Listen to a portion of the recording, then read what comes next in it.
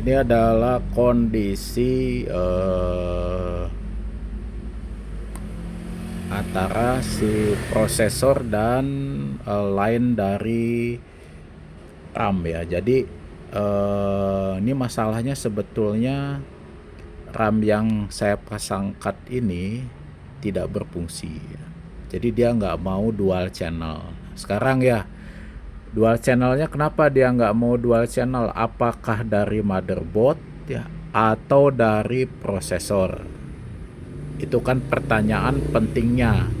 Nggak bisa dual channel itu apakah memang dari motherboard atau dari prosesornya? Kita lihat motherboard itu hanya menyalurkan, hanya bisa membaca RAM itu kalau jalurnya oke. Nah ini kita lihat jalurnya oke ya, jalurnya oke ya, satu ya, tidak ada yang miss.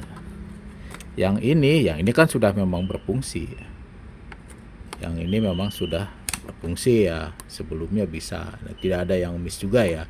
Jadi bisa dikatakan bahwa ini motherboard tidak ada masalah ya, dan ini sudah kita buktikan dengan menggunakan prosesor lain. Prosesor lain kita pasang aman. Nah, berarti yang jadi masalahnya Kang sekarang si prosesornya ya. Nah, prosesor ini datang dalam kondisi pin yang patah cukup banyak ya, dalam kondisi patah yang cukup banyak. Bahkan ada satu padnya itu sudah hilang. Jadi pad itu adalah dudukan untuk menempatkan pinnya itu sudah hilang. Cukup repot dan cukup sulit memang ya. Tapi kita coba pasangkan juga ya, akhirnya sudah terpasang semua. Tetapi tetap dia tidak bisa dual channel ya. Nah, masalahnya apa? Apakah masalah pinnya itu? Saya sangkal bukan masalah pin. Pin sudah diperbaiki dengan baik ya.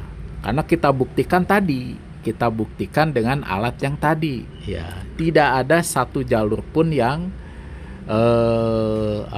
bermasalah atau putus ya. Jadi jalur data dan jalur address antara CPU dengan slot RAM itu aman. Nah, lalu kenapa dia tidak mau dual channel? Ya. Tidak mau dual channelnya memang pada awalnya si prosesor ini mengalami masalah. Nih ya, saya nggak tahu ini ya awal apakah ini beli gambling. Hati-hati ya, hati-hati. Soalnya customer saya juga ada yang beli gamblingan prosesor ya dengan kondisi pin buntung, beberapa dijual apa adanya ya. Itu ya. Padahal si prosesor itu sebetulnya sudah dalam kondisi mati ya. Ini juga sama ya, bisa saja prosesornya hidup tapi tidak bisa membaca dual channel ya. Kita tarik benang ininya aja lah, benang. Kita hanya mau repair, memperbaiki pin yang patah. Artinya apa? Job desk saya sudah jelas, pin yang patah itu sudah kita pasang dengan baik dan jalurnya juga sudah terbaca dengan baik.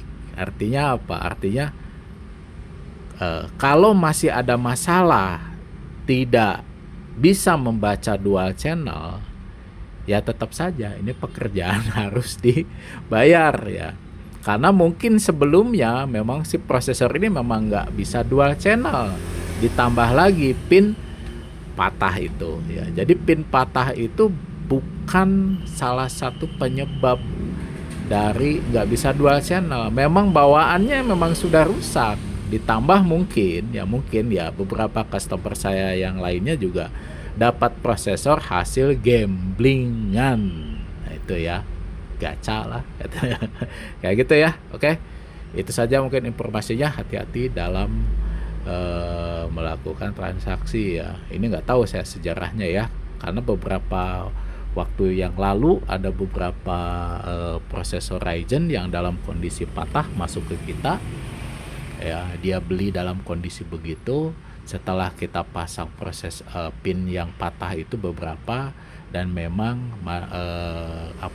si prosesornya mati ya, dia tidak mau hidup sama sekali ya. Saya tes dengan motherboard lain juga sama ya.